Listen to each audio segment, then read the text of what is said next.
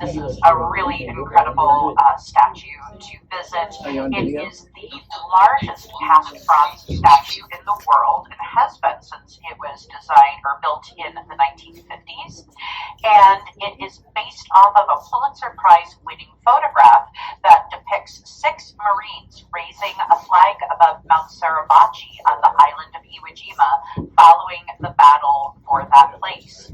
Now, what isn't depicted in that statue or the image is that at the beginning of the Battle of Iwo Jima, 200 Marines went into battle and only 27 came out. So it is a true representation of the tenacity of the human spirit and of our fighting men that they could continue to go forward and raise that flag over the island when they had seen so many of their brothers in arms killed. All have a lovely journey. I saw you, Miami Dolphins shirt. Do not send your head flying out of the tram. All right, as we begin our trip, we're going to be passing through the Roosevelt Gates.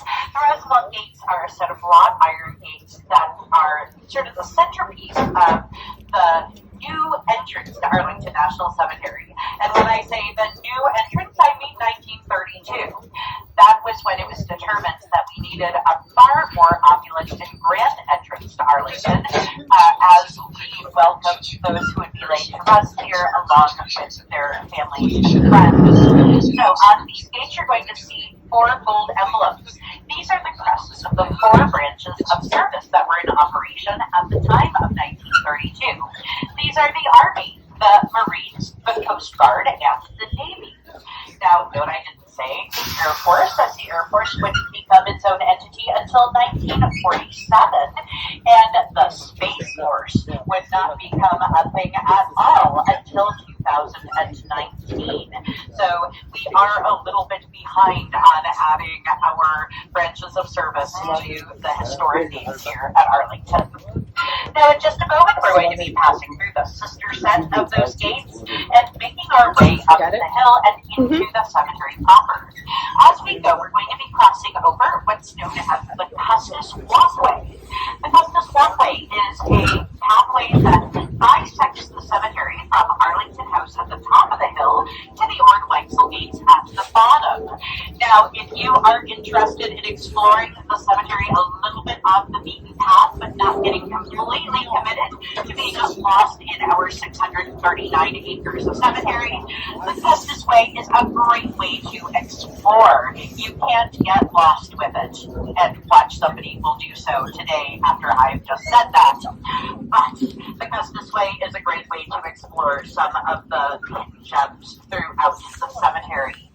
Now, Arlington National Cemetery was established in 1864 at the height of the Civil War, when 200 acres of land were designated for the purpose of creating a national cemetery. After it was determined we didn't have enough burial spaces for all of the Civil War soldiers that were in need of a final resting place here in the Washington, D.C. area. Now, here in the D.C. area, we were all of 30 miles from many of the biggest battles of the Civil War, which meant that we had the onslaught of casualties that were coming here for treatment at the hospitals, and of course those who became fatalities and passed away due to injuries or to illness. Now, in 1864, our Quartermaster General of the Army by the name of Montgomery C. Banks was approached with a challenge, and that challenge was that all of our graveyards, cemeteries, and churchyards in the Washington, D.C. area were filled up, and we still had 16,000 Union soldiers that needed to be laid to the final resting place of President John F. Kennedy. Now, this is a fortuitous week to be here at Arlington because we are at the 60th anniversary of the assassination and burial of President Kennedy. So, of course, the assassination itself took place on November 22nd of 1963 in Dallas, Texas. When it was determined that the president had passed and Mrs. Kennedy was asked to determine where her husband would be laid to rest, the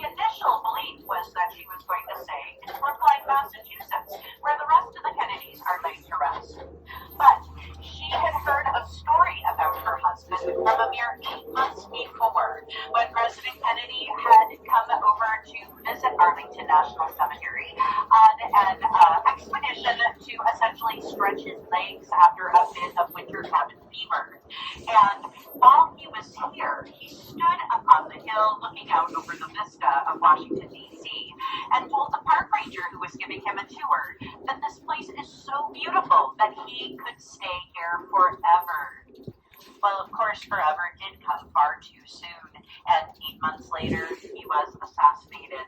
And Mrs. Kennedy decided that based on that statement, she would see her husband laid to rest here at Arlington, where he could indeed stay forever.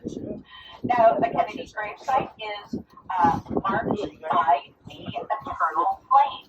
The eternal flame was a concept that was introduced to Mrs. Kennedy when she had been visiting Paris several years earlier. There she saw the eternal flame that is located at the Arc de Triomphe in Paris, and when she was asked how to memorialize President Kennedy, she thought the idea of an eternal flame representing the light that he brought to this world that could never be extinguished, even by an assassin's bullet, was a beautiful representation of the man that she loved. So that is how we have the eternal flame located here as well. Now, just a quick little side note about the eternal flame. Nothing is truly eternal, and we found in 2 instances since 1963 that the eternal flame does have its foes. So the first time that the eternal flame was thwarted was in 1972. At that point, Hurricane Agnes hit the East Coast, and the hurricane's rains and wind extinguished the eternal flame. The second time was a little less of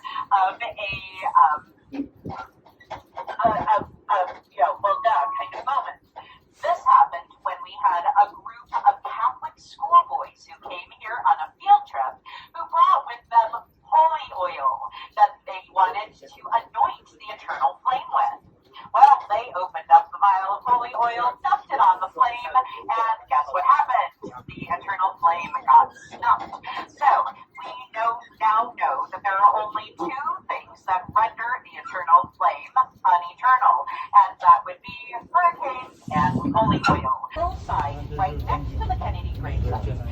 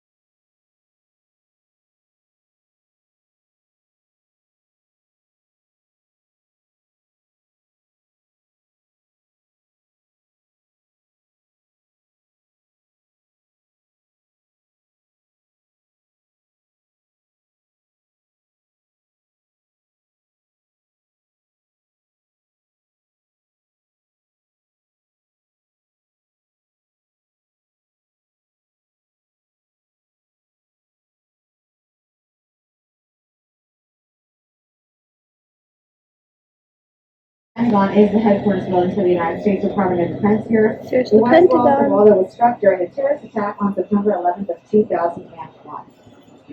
As well on our driver's side, as we come up the hill here, we're going to be able to see outside of the cemetery, the large 3 stainless steel spires reaching towards the sky. This is the U.S. Air Force Memorial. Those 3 spires reach 402 feet above sea level and are inspired by the bombers formation created by the U.S. Air Force Thunderbirds during ceremonial shows. Now, coming up on our passenger side, folks, we're about to see a large white marble pyramid with a golden eagle in front. This is the U.S. Coast Guard Memorial. So with that being said, this is going to be your stop for the U.S. Coast Guard Memorial. If this is your stop, you are free to use your flag and please watch your steps. We'll go ahead and continue forward here. Our next up is going to be the General of the Army's John Blackjack Pershing. Here's the amphitheater.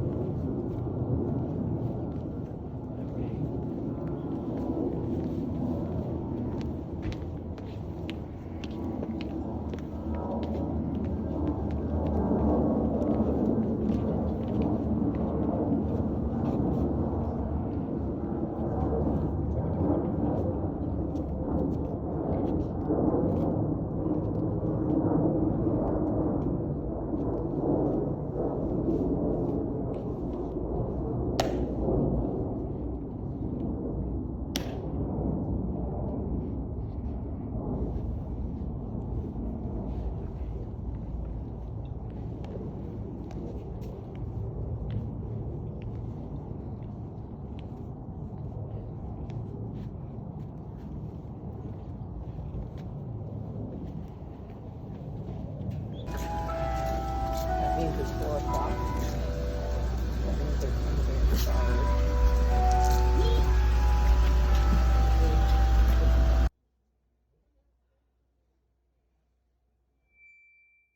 Battleship which, quote, mysteriously exploded while at anchor Havana Harbor, Cuba, February 15, 1898.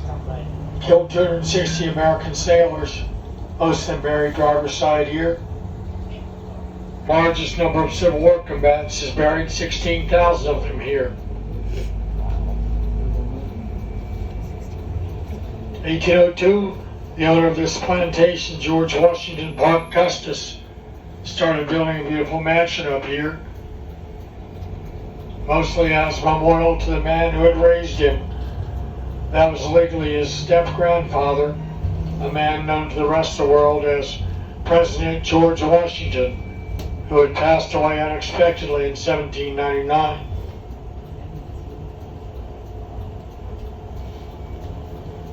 In 1831, the daughter of Mr. Custis, Mariana, got married to a young U.S. Army lieutenant named Robert E. Lee. Got married in a house up here where the Lees lived until the spring of 1861, when Robert E. Lee decided to fight for the Confederacy rather than the Union. So the Lee family left here in the spring of 1861, never to return. The Union Army took over the whole property. 1864, they set aside 200 acres for use as a Union military cemetery, since expanded to its current 639 acres. Largest number of Civil War combatants is buried, 16,000 of them here.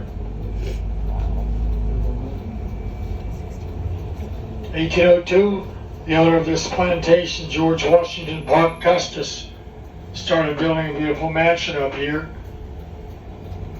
mostly as a memorial to the man who had raised him.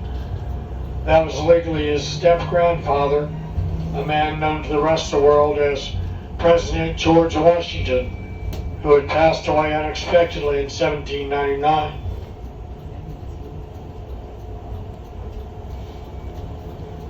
In 1831, the daughter of Mr. Custis, Mariana, got married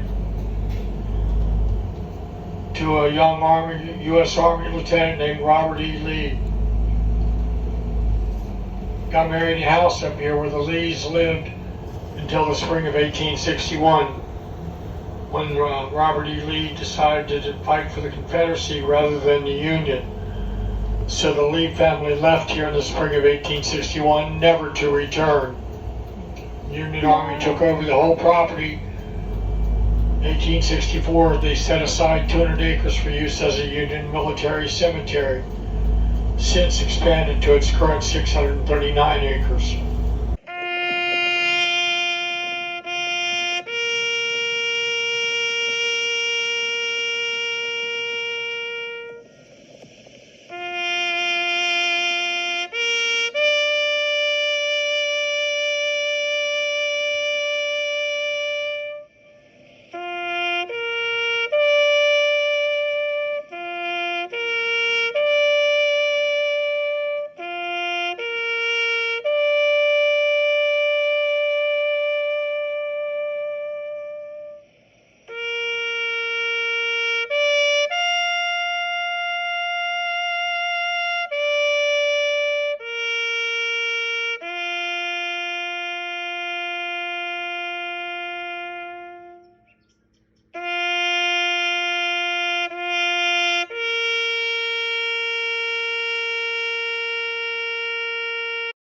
Welcome to DC. Whoa. There's the Lincoln Memorial. And the Washington Memorial, too. No, wait, Monument. Yeah, Washington Monument. I don't know if you realize this, but that's huge in person. Just look, it's huge. It's Washington Monument. Super huge in person. It is. The Lighthouse. We're gonna stop. You can see it. There it is. Right out the window. Right between the food truck. Can you see it? Yep.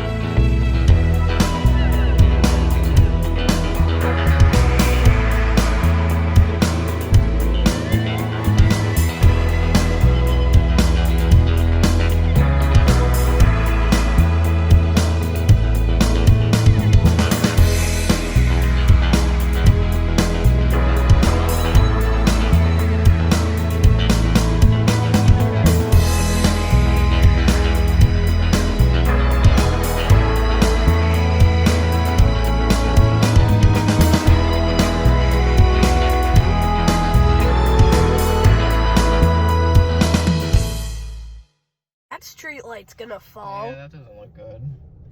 How did it even get like I that? have no idea. That Looks like something is hit weird. it. Yeah.